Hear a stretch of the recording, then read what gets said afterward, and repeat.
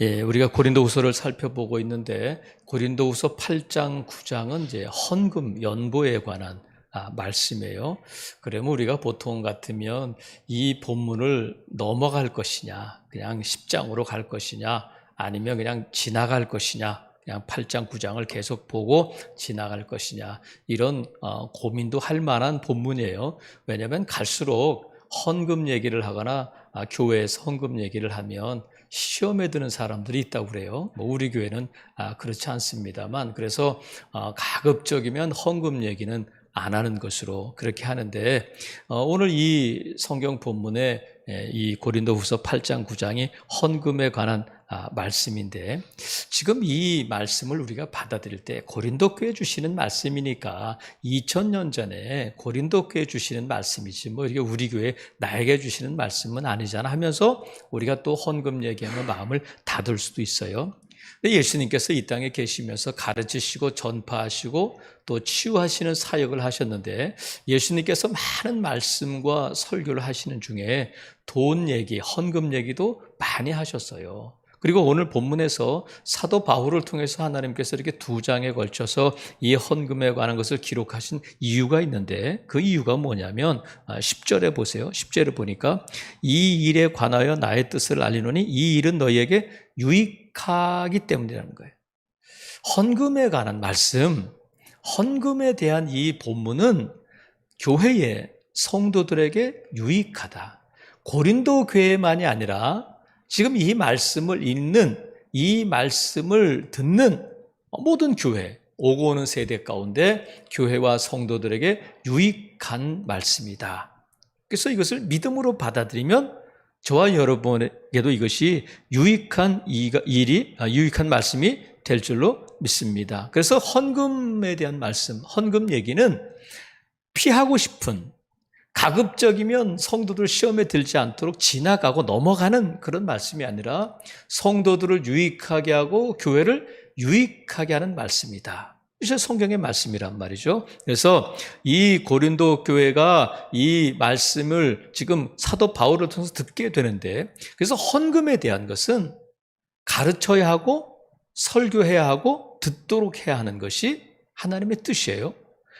왜 이 말씀을 기록하고 있느냐면, 고린도 교회는 1년 전에 이 예루살렘 교회 성도들을 위해서 헌금을 하기로 작정했어요. 그런데 1년이 지나도록 이 일이 이루어지고 있지 아니하니까 10절에 보세요. 너희가 1년 전에 행하기를 먼저 시작할 뿐 아니라 원하기도 하였는데 이제는 하던 일을 성취해라. 1년 동안 지체되고 있다는 거예요. 그러면 왜 고린도 교회는 1년 전에는 우리도 예루살렘 교회 가난한 성도들을 돕기 위해서 헌금을 하겠어요 했던 그들이 왜 1년 동안 이 일을 지연하고 지체하고 또 이것을 성취하지 못하고 있는 걸까? 사도 바울은 간단하게 한마디로 너희가 왜 지금까지 이 일을 성취하지 못하고 있느냐면 그 이유, 원인을 밝혀주고 있는데, 그것이 어디 있느냐면 이제 11절, 12절에 나오는데 한마디로 말하면 이런 거예요. 지금 11절 보세요. 이제는 하던 일을 성취할지니 마음에 원하던 것 같이 완성하되 있는 대로 하라는 거예요. 할 마음만 있으면 있는 대로 받으실 터이요 없는 것은 받지 아니하시리라. 무슨 말씀이냐면, 헌금이 지체되고 있는 이유가 고린도 교회 성도들이 혹시라도 그들 마음에 이번에 다음 달에 타는 적금을 타면, 일단 아이들이 졸업하면, 일단 집을 옮기고 나서 아직은 사업이 잘 안 되니까, 아직은 코로나 때문에 어려우니까, 형편이 좀 좋아지면, 아직 쓸 곳이 많으니까, 이러면서 지금 더 모아지면, 더 형편이 나아지면, 더 괜찮아지면 하겠어요? 이러면서 미루고 있다는 거예요. 근데 사도 바울을 통해서 하나님 뭐라고 있는 것으로 해라. 없는 거 가지고 더 많이 모아지면 내가 힘 닿는 대로 더 모아서 더 벌어서 그러지 말고 너희가 지금 있는 것으로 해라. 그럼 하나님이 있는 것을 받으신다. 다른 말로 하면 지금 하라는 거예요. 미루거나 자꾸 다른 계획 때문에 이 헌금하는 일이 미뤄지지 않도록 딴 거 다 쓰고 나서 헌금하려고 하면 언제 헌금하겠어요? 헌금하고 나서 쓰는 습관을 들여야지. 그러다 보니까 자꾸 헌금하는 일이 1년 동안 미뤄주고 있단 말이죠. 작정한 일이, 하나님 앞에 약속한 일이 미뤄주고 있는데 사도 바울을 통해서 하나님이 지금 해라, 있는 걸 가지고 해야 된다, 이렇게 말씀하셔요. 제가 기도원에 가서 기도할 때에 한 그 기도원에 참석한 분이 헌금을 이렇게 했어요. 헌금을 했는데 그 기도원 원장 목사님이 헌금을 이렇게 다 읽어주면서 이제 기도원에서는 기도하잖아요. 이렇게 누가 어떻게 어떤 헌금 기도 제목을 냈습니다 하는데 그 원장 목사님을 이렇게 보다가 김아무개 집사가 누군가요? 그러더라고. 그 저쪽 끝에 제 뒤에 앉아 있는 분이 손을 드니까 10억 작정하셨어요. 그러더라고.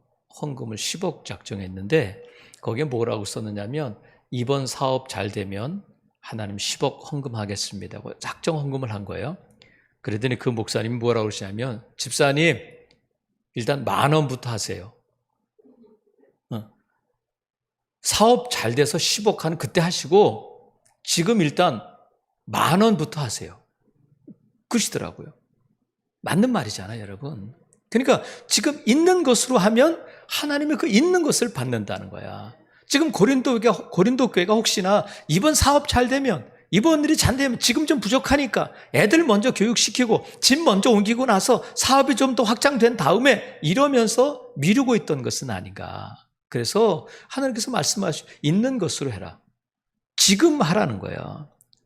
그래서 고린도 교회는 우리가 알고 있는 것처럼 은사가 많은 교회잖아요. 여러 면에서 하나님의 은혜를 많이 주신 교회인데 은사가 풍성한 교회일 뿐만 아니라 사도 바울은 고린도 교회를 어떤 교회라고 말하면 7절 보세요. 오직 너희는 믿음과 말과 지식과 모든 간절함과 우리를 사랑하는 이 모든 일에 풍성한 교회다.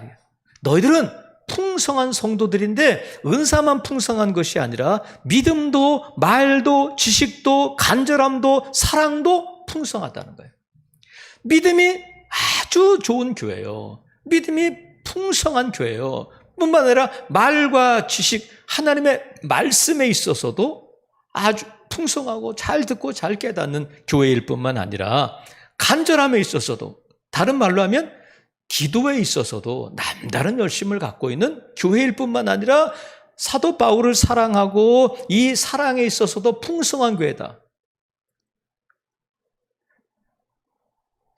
믿음, 말, 지식, 모든 간절함, 사랑에 풍성한데 한 가지 왜 여기에는 풍성함이 없느냐 하면서 뭘 말하고 있느냐 하면 이 은혜도 풍성하게 해야 된다.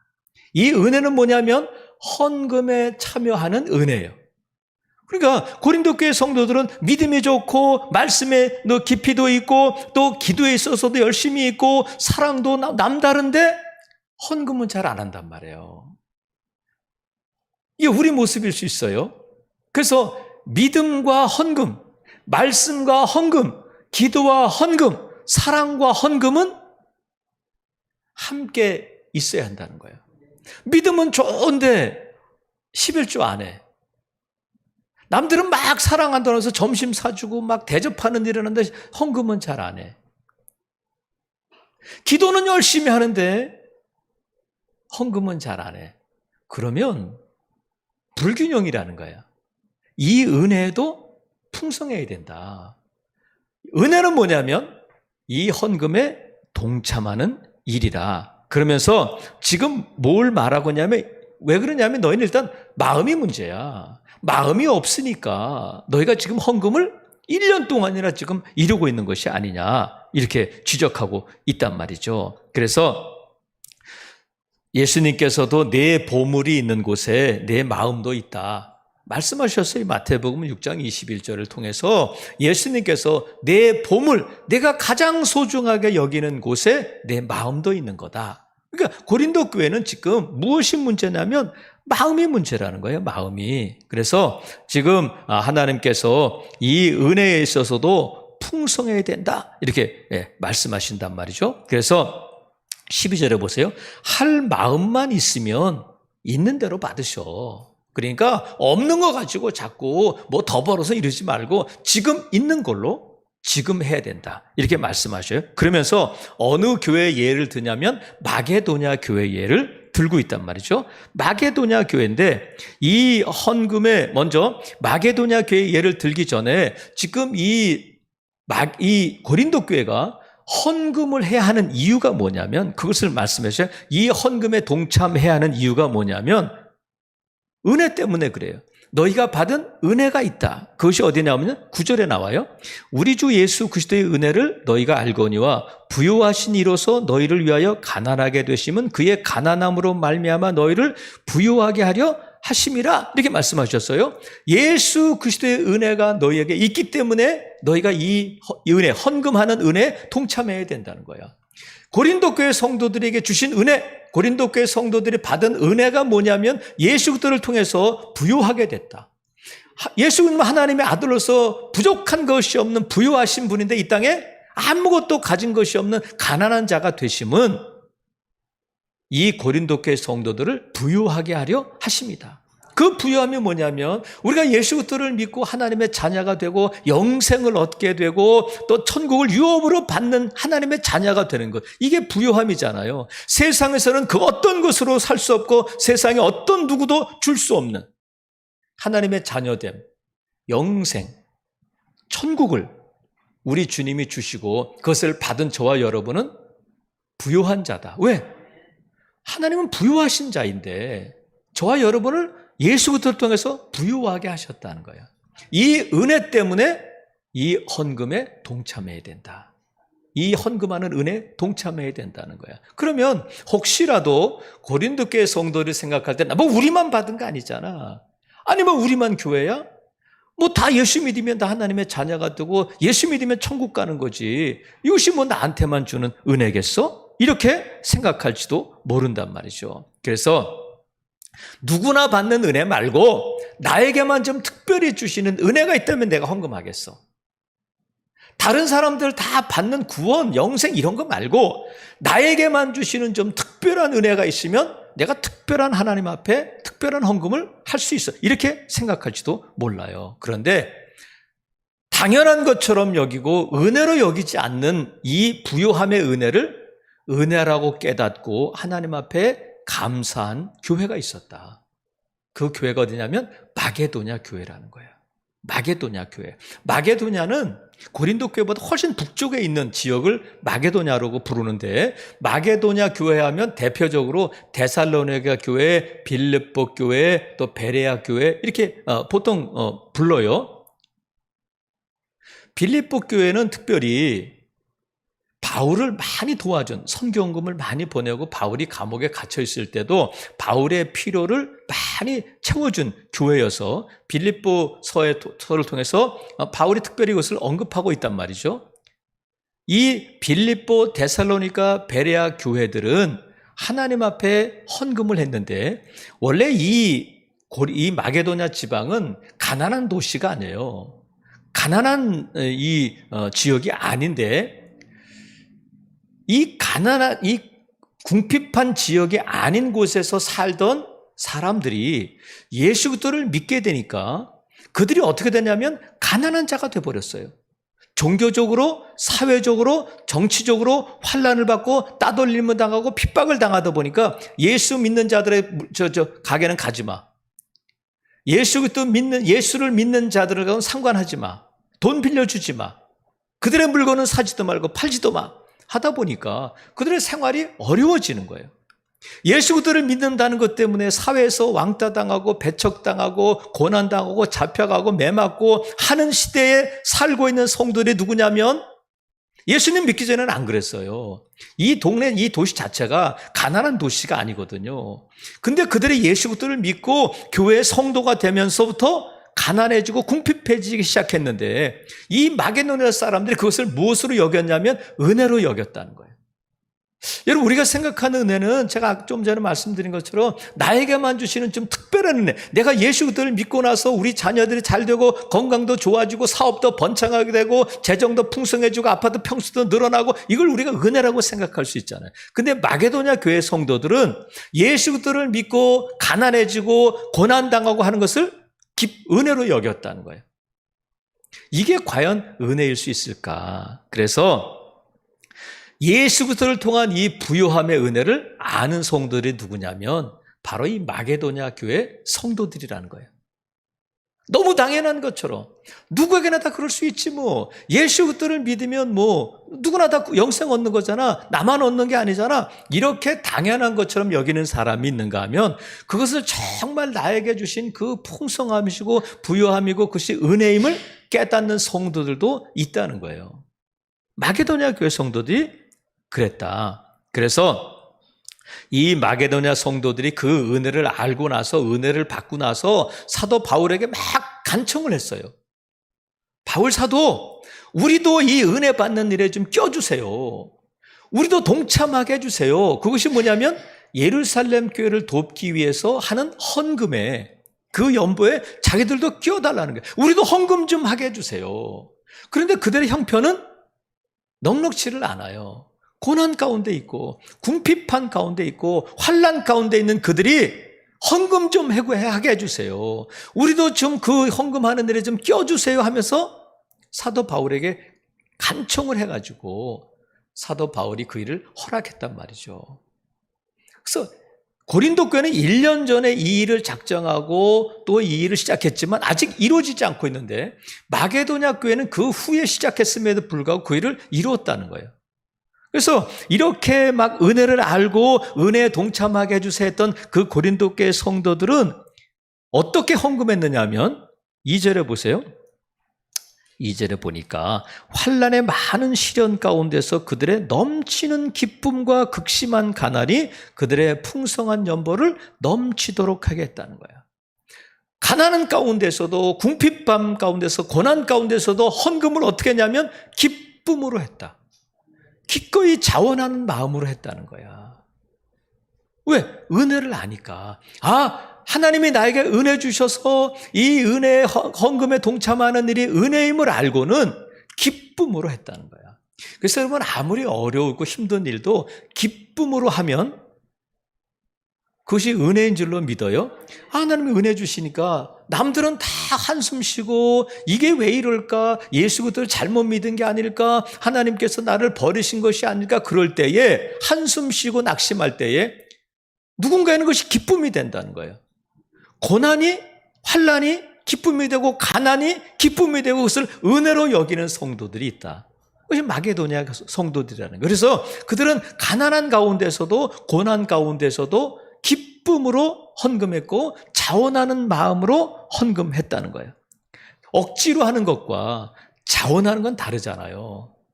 기쁨으로 하는 것과 좀 불편한 마음으로 하는 것은 다르잖아요. 같은 액수를 헌금한다 할지라도 그것은 다를 수밖에 없단 말이죠. 그래서 사도 바울이 어떻게 얼만큼 해라 말하기 전에 기꺼이 기쁨으로 자원해서 하니까 어떻게 되냐면 3절에 보니까 내가 증언하노니 그들이 힘대로 할 뿐 아니라 힘에 지나도록 자원해서 했다는 거예요. 힘에 지나도록. 그러면 마게도냐 교회 성도들이 헌금할 때 바울 사도 우리는 이거 힘에 붙이도록 하는 거예요. 막 어깨가 진 누르도록 우리가 하는 거예요. 이건 자원하는 게 아니잖아요. 그러면 힘에 넘치도록 힘에 넘치도록 했다는 것은 누구의 표현이냐면 사도 바울이 사도가 보니까 아이고 이 사람들이 이렇게 하루 3끼 먹기도 어려운데 이 가난 가운데서 어떻게 하려고 저렇게 헌금을 할까? 사도 바울이 볼 때도 지나치게 했다는 거예요. 그러면 하나님은 어떻게 하시겠어요? 하나님도 그렇게 인정하는 거죠.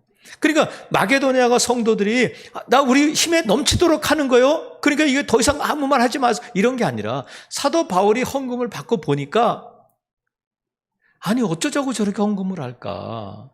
아니 뭘 믿고 저렇게 헌금을 할까? 뭐 어떻게 하려고 저럴까? 저래 가난 가운데서 어떻게 저렇게 할 수 있을까? 하고 사도 바울의 평가가 뭐냐면 힘에 넘치도록 했다. 힘에 넘치도록 했다는 거야. 힘에 지나도록 했다는 거야. 그래서 우리 성도들은 헌금하는 데 있어서 어디에 뒤지지 않도록 헌금을 하니까 저는 헌금에 대해서 여러분 해라 마라 그런 얘기는 잘 안 합니다만 제가 여러 성도들이 헌금하는 것을 보면 정말 힘에 지나도록 하는 성도들이 있어요. 아니 어떻게 살려고 이럴까? 차라리 돌려줄까? 아니 어떤 마음으로 이렇게 헌금을 할까? 그런 모습을 보면 기도하게 돼요. 하나님, 이 가정 재정에 복을 주세요. 하나님, 자녀들 잘 되게 해주세요. 물론 여러분들에서 다 기도하지만 정말 힘에 지나도록 헌금하는 성도들을 보면 저절로 기도가 된단 말이죠. 그래서 힘에 지나도록 할 때에 하나님께서는 그것을 다른 표현으로 어떻게 부르시냐면 5절 보세요. 5절을 보니까 우리가 바라던 것뿐 아니라 그들이 먼저 자신을 주께 드렸다는 거예요. 자신을 주께 드렸다. 이것도 마게도냐 성도들이 하나님, 나를 하나님께 드립니다 이러면서 드린 게 아니잖아요. 바울이 보니까 저거는 헌금을 하는 것이 아니라 몸을 드리는 거구나. 자기 마음의 전부를 드리는 거구나 하고 인정할 수밖에 없다는 거야. 그러면 내가 하나님께 나를 드렸는데 하나님이 안 받으셨다고 하면 안 되잖아요. 이건 하나님이 그렇게 인정해 주시는 거야. 너희는 돈을 드린 것이 아니라 너의 전부를 드렸다. 너의 몸을 드렸다. 우리가 몸을 하나님께 드리는 걸 뭐라고 부르면 헌신이다 그러잖아요. 헌신. 그런데 헌신 이코르 뭐가 되냐면 헌금이 되는 거예요. 몸을 드리면 마음도 드리게 되고 몸을 드리는 것은 돈을 드린 것 같다는 거예요. 아이고 너무 지나친 말씀이 아닌가. 본문에 그 있잖아요. 마게도냐 교회 성도는 헌금을 했는데 하나님은 너를 드렸구나. 이렇게 인정해 주신다는 거야. 그래서 우리가 하나님 앞에 나를 드리기를 원하면 우리가 하나님 앞에 헌금 드리는 것에 있어서 분명할 수 있어야 돼. 기쁨으로 자원하여 힘에 지나도록 할 때에 하나님께서는 그것을 내 자신, 너를 나에게 줬구나. 이렇게 말씀하신다는 거야. 그래서 헌신은 헌금이고 헌금은 헌신이에요. 많이 드리라는 말씀이 아니잖아. 마게도냐가 성도들이 빚내가지고 뭐 집 팔아서 드린 것이 아니라 있는 것으로 액수의 문제가 아니라 정말 힘에 지나도록 할 수 있는 최선을 다해서 기꺼이 자원해서 기쁜 마음으로 드린 것을 하나님은 너를 나에게 줬구나 이렇게 말씀하신다는 거야. 이것은 마게도냐 교회 성도들이 나를 알아주세요 그런 것이 아니라 객관적인 평가가 그렇다는 거예요. 힘에 지나도록 자신을 주께 드렸구나. 그것이 어느 교회냐면 마게도냐 교회. 은혜를 알고 은혜에 동참하기를 원했던 마게도냐 교회 성도들의 모습인데, 여러분 우리가 잘 알고 있는 것처럼 너무 당연한 얘기지만 헌금은 투자는 아니잖아. 그렇죠? 우리가 은행에 돈 넣어놓으면 주식 투자를 하고 부동산 투자를 하면 나중에 따블이 됐대요. 우리가 100만 원이 1000만 원이 됐대요. 헌금은 이런 투자는 아니잖아요. 우리가 뭔가를 바라고 또 하나님께서 몇 배로 채워주시기를 원해서 은행에 넣느니 차라리 헌금하자. 이런 건 아니잖아요. 그러나 헌금에는 아까 말씀드린 것처럼 많은 유익이 있단 말이죠. 헌금이 하나님 앞에 헌금할 때 우리에게 주는 유익이 있고 교회에 주는 유익이 있다. 그것이 뭐냐면 먼저는 헌금을 통해서 하나님이 영광 받으신다는 거예요. 헌금이 하나님께 영광이 된다. 아이고 많이 드려야 되겠구나. 아이고 그렇구나. 또 헌금 얘기구나. 여러분 그렇게 받지 않기를 바라요. 똑같은 은혜인데 예수 그리스도를 통해서 부유하게 된 자들이 그것을 은혜로 알고 은혜에 동참하는 성도들이 있는가 하면 뭐 남들도 다 받는 은혜인데 뭐 그러면서 그 은혜를 싸구려 은혜로 받아들이는 성도도 있단 말이에요. 그것이 구원 받느냐 못 받느냐의 문제가 아니라, 그러니까 제가 이렇게 헌금 얘기를 해도 귀 있는 자는 듣는 거예요. 은혜로 들으면, 믿음으로 들으면 유익한 말씀이 되는 줄로 믿어요. 그래서 헌금이 어떻게 하나님 앞에 영광이 되느냐면, 하나님의 영광은 뭐예요? 하나님이 잘하셨어요. 나에게 주신 것, 여기까지 인도하신 것, 우리가 찬송 부른 것처럼 지금까지 지내온 것, 이 코로나19에도 불구하고 우리가 지금 이 자리에 예배할 수 있고 지금 우리가 숨 쉴 수 있고 그렇게 많은 사람들이 전염되고 감염되고 격리되고 했음에도 불구하고 우리가 오늘도 예배할 수 있고 건강할 수 있는 것은 하나님의 은혜입니다 하면서 하나님 앞에 헌금한다는 거예요.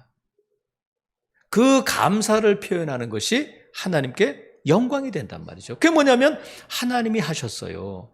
하나님이 잘하셨어요. 이게 하나님 영광이잖아요. 예수님께서 10명의 나병 환자를 고쳐주시잖아요. 그런데 10명의 나병 환자가 고침받았는데 사마리아 사람만이 돌아와서 예수님의 발에 엎드려서 감사하니까 예수님이 뭐라고 말씀하시냐면 9은 어디 있느냐? 돌아와서 하나님께 영광 돌리는 사람이 한 사람뿐이냐? 이렇게 말씀하셨어요. 감사하는 것이 하나님께 영광이 된다. 헌금은 뭐예요? 하나님의 은혜에 감사하는 거잖아요. 하나님이 주셨고 하나님의 것입니다. 그래서 헌금은 내 것으로 드리는 것이 아니라 투자하는 것이 아니라 하나님의 것을 하나님께 드리는 거예요. 이게 헌금이니까 뭐 투자일 수도 없고 그렇지 않단 말이죠. 그래서 여러분, 하나님께서 주신 것에 대해서 감사할 때 하나님께 영광이 된다. 또 하나는 헌금을 하게 되면 하나님께서 우리에게 풍성한 것으로 갚아주신다는 거예요. 풍성한 것으로. 그래서 누가복음 6장 18절에 보면 예수님께서 뭐라고 말씀하셨냐면 주라, 그리하면 너희에게 줄 것이요 곧 후히 되어 누르고 흔들어 넘치도록 하여 너희에게 안겨주리라. 주라, 그리하면 누르고 흔들어 차고 넘치게 하여 너희에게 안겨주겠다 말씀하셨어요. 예수님이 이 작은 자 하나에게 물 한 컵 대접한 것도 내가 기억한다 말씀하셨기 때문에 하나님께서는 저와 여러분이 알게 하든 모르게 하든 마음을 다하여 한 것은 기억하시고 하나님께서 분명히 우리에게 풍성하게 채워주심이 있다는 거예요. 우리가 그것을 바라고 하면 잘못된 거지만 하나님께 우리가 기꺼이 자원해서 힘에 지나도록 드릴 때에 하나님께서 채워주심이 있다는 거예요. 하나님의 기억하심이 있다는 거야. 살아시는 성도 여러분, 우리가 무엇을 바라고 하는 것과 우리가 아무 기대 없이 그냥 감사함으로 했을 때에 채워주시는 건 다르단 말이죠. 또 하나, 하나님께서 헌금을 통해서 우리에게 주시는 유익은 뭐냐면 은혜 받는 기회가 된다는 헌금이. 은혜 받는 기회가 된다. 지금 이 마게도냐 교회는 은혜에 동참하게 해주세요 그랬어요. 은혜가 뭐냐면 다른 교회, 다른 성도를 내가 도울 수 있다는 것 자체가 은혜잖아요. 남에게 도움을 받을 수 있지만 내가 가난함에도 불구하고 다른 사람, 다른 교회, 다른 성도들을 도울 수 있다는 것 자체가 그것이 은혜잖아요. 그래서 이 은혜를 알고 이 은혜에 동참하면 더 큰 은혜를 주시는데 은혜 받는 기회가 뭐냐면 또 다른 사람들을 도울 수 있는 기회를, 그 은혜를 주신다는 거예요. 더 많이, 더 많은 것으로 도울 수 있도록 하나님이 그 기회를 주신다는 거예요. 그래서 여러분, 하나님께서 우리에게 재산을, 이 부자 되게 하실 때에 부자는 은사로 주신다 말씀드렸어요. 은사로 주신다. 뭐냐면 하나님께서 그것을 잘 사용할 수 있는 자에게 주신단 말이죠. 하나님이 주신 것을 통해서 하나님께 감사하고 영광 돌리고 또 하나님께서 주신 것을 통해서 잘 사용할 때에 잘하였도다 착하고 충성된 종아 하시면서 더 큰 것으로 하나님이 주신단 말이죠. 그래서 하나님 앞에 드리면 누군가에게 드리는 것이 아니고 하나님 앞에 드리면 하나님께서 또 다른 은혜 받는 기회를 우리에게 주신단 말이죠. 그래서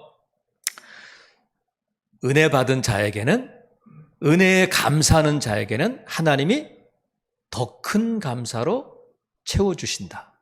그래서 제가 헌금을 해서 기도할 때마다 하나님 앞에 드리는 이 감사의 기도 제목은 이루어지고 더 큰 감사로 이어지게 하옵소서.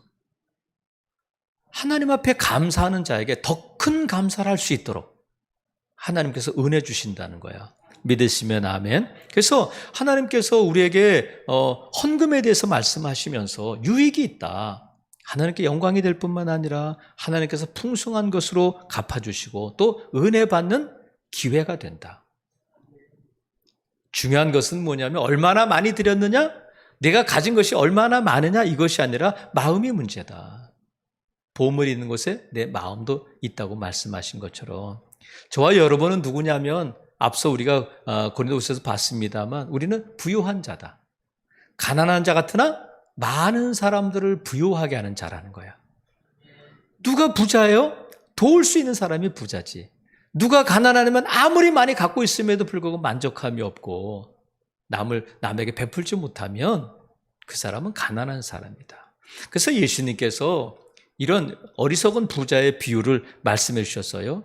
한 부자가 그의 소출을 많이 걷어가지고 사업을 하고 농사를 짓고 투자를 하고 해서 돈을 많이 벌었는데 창고를 짓고 곡식을 다 거기 이제 소출을 다 저장해 놓고 몇 년 동안 먹을 걸 벌었으니까 내 영혼아 이제 편하게 먹고 마시고 쉬자 할 때에 그날 밤에 하나님이 나타나셔서 오늘 밤에 내 영혼을 도로 찾아갈 텐데 그러면 내가 저장해둔 저것이 네 것이 되겠느냐 하시면서 예수님이 이 어리석은 부자의 결론이 뭐냐면 누가복음 12장 21절 말씀처럼 자기를 위하여 재물을 쌓아두고 하나님께 대하여 부유하지 못한 자가 이와 같다. 하나님께 부유하지 못한 자가 이 어리석은 부자와 같다는 거예요. 여러분 무엇보다도 우리는 부유한 자인데 하나님께 부유한 자가 될 수 있기를 바랍니다. 사람들에게는 잘 하는데 사람들에게는 정말 맛있는 것도 사주고 잘 하는데 골프 치러 가는 사람들은 골프 캐디에게 5만 원, 10만 원 팁을 주는데 교회 와서는 10,000원, 5,000원 이렇게 헌금한단 말이에요. 그래서 제가 아는 목사님이 CEO들을 모아놓고 예배를 인도하는데 그랬다는 거예요. 여러분 CEO들이니까 골프를 다 치잖아요. 골프장 가면 팁 얼마나 주나요? 보통 10만 원 주죠. 그렇다는 거예요. 근데 하나님 앞에 헌금할 때는 1,000원짜리 하는 사람도 있고 10,000원짜리 하는 사람도 있고 그것도 벌벌 떨면서 그래서 되겠습니까? 애들이 다들 고개를 숙이더라는 거예요. 하나님 앞에 부유한 자가 진정 부유한 자일로 믿습니다. 그래서 오늘 이 말씀을 통해서 나는 마게도냐 성도인가?